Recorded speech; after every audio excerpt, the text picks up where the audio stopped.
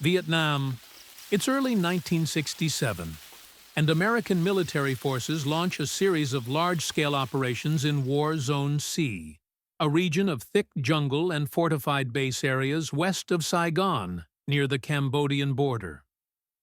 Among the first of these was Operation Big Spring, a coordinated effort led by elements of the U.S. Army's 1st Infantry Division. The operation was designed to locate and destroy Vietkong strongholds, disrupt logistical networks, and weaken enemy positions ahead of even larger operations planned for later in the year. Archival reports and battlefield assessments from the period provide a clear view of how the mission unfolded and the conditions American forces encountered as they moved through one of the most heavily used infiltration corridors in South Vietnam. War Zone C had long been recognized as a critical sanctuary for Viet Cong units. Dense vegetation, deep tunnel systems, and proximity to the Cambodian border made it an ideal location for storing supplies, training new recruits, and coordinating operations across several provinces. The operation began with a series of helicopter insertions into suspected base areas. Aircraft carried infantry battalions deep into the jungle, landing in small clearings prepared by engineers or identified through aerial reconnaissance.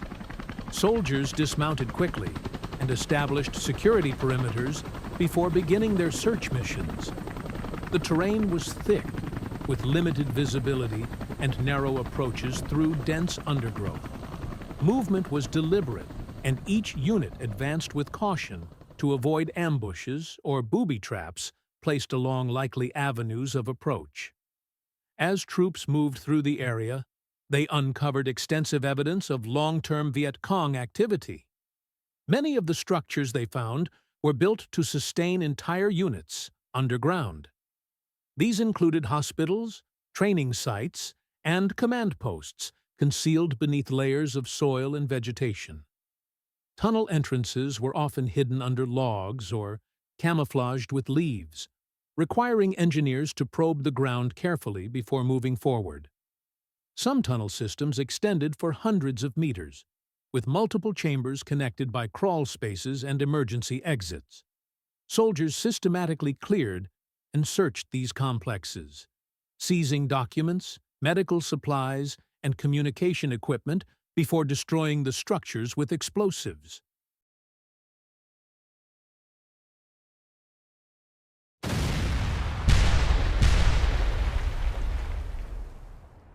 Enemy contact during the operation followed a consistent pattern.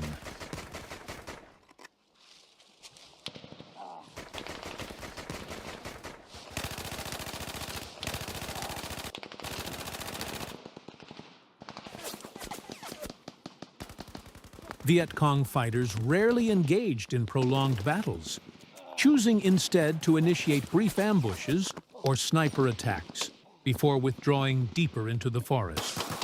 Their objective was not to defend every position, but to slow American movement, inflict casualties, and preserve their forces for future operations. Small arms fire, mortar rounds, and detonated booby traps were common throughout the mission, forcing American units to maintain tight security and move cautiously as they swept through each sector. Reports from the field describe multiple engagements in which platoons exchanged fire with concealed enemy elements. These encounters often took place along trails or near suspected supply depots. When contact occurred, commanders coordinated artillery fire and air support to break up resistance and prevent enemy forces from regrouping. Once the immediate threat was neutralized, troops resumed their search, documenting destroyed positions and continuing to push deeper into the zone. Throughout Big Spring, helicopter support played a central role in sustaining the operation. Aircraft delivered ammunition, rations, water, and engineering tools to forward units operating far from established bases. Medevac helicopters extracted casualties when terrain permitted, navigating tight landing zones and limited approach angles. In several instances, helicopters were damaged by small arms fire while conducting resupply or evacuation missions, highlighting the risks involved in supporting ground forces in dense jungle environments. As the operation continued, intelligence analysts examined captured documents and equipment to assess enemy strength and identify command structures in the area. Reports indicated that several Vietkong battalions were using War Zone C as a staging point for operations in the region. The information gathered during Big Spring helped shape planning for later missions, including the large-scale Operation Junction City, launched shortly afterward. Big Spring was, in many ways, a precursor, an effort to weaken enemy positions before the largest airborne assault of the war would take place in the same region. Casualty reports from the operation provide a clear picture of the cost of conducting extensive sweeps through dense jungle terrain. American losses included soldiers killed or wounded by small arms fire, booby traps, and mortar attacks. Equipment losses included damaged helicopters and vehicles used to move supplies along the periphery of the operational zone. Despite these losses, commanders assessed the operation as successful in disrupting enemy activity and uncovering major logistical sites. Enemy losses during Big Spring were estimated in the hundreds, including fighters killed in action and personnel who abandoned positions under pressure from advancing American units. The destruction of supply caches, medical facilities, and command sites significantly impacted Vietkong capabilities in the region. However, as in many operations during the war, the enemy's ability to withdraw into neighboring Cambodia complicated efforts to inflict lasting damage. While American forces could clear and destroy known base areas, they could not seal the border or prevent the enemy from returning once operations concluded. As the operation drew to a close, American units consolidated their findings and prepared for redeployment. Commanders emphasized the strategic importance of the mission in reducing Vietkong influence in War Zone C and disrupting planned enemy operations. Engineering teams completed demolition work on remaining structures, and infantry units conducted final sweeps to ensure no major installations remained intact.